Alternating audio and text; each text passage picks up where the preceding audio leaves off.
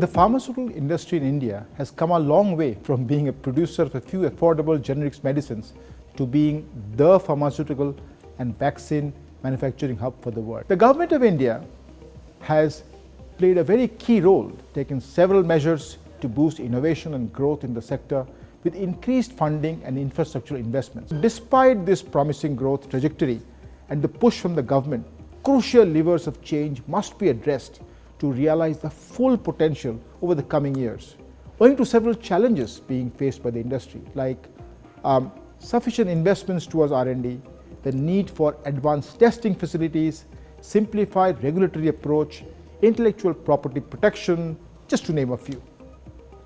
Again, to talk about a few expectations from the upcoming budget, streamlining the existing regulatory framework through a one regulator approach, additional incentives to promote investments in research and development, and promoting domestic manufacturing of pharmaceutical products. Then policy on refurbished medical devices to streamline import into India, reform the intellectual property landscape in India by further reducing patent approval timelines from 50 months to 30 months. Section 115AB, for example, extension of sunset date for qualifying for concessional tax reduction on income of new domestic manufacturing companies to March 26. Extension of the sunset clause for Section 194LC, again to March 26.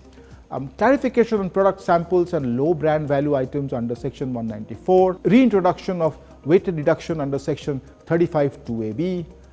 Bringing GST rate on APIs on a par with the formulations to reduce accumulation of input tax credit. On the same subject of input tax credit, reversal on physician samples and expired goods. GST applicability on post-supply discount offered by supplier to contracting parties based on financial credit notes.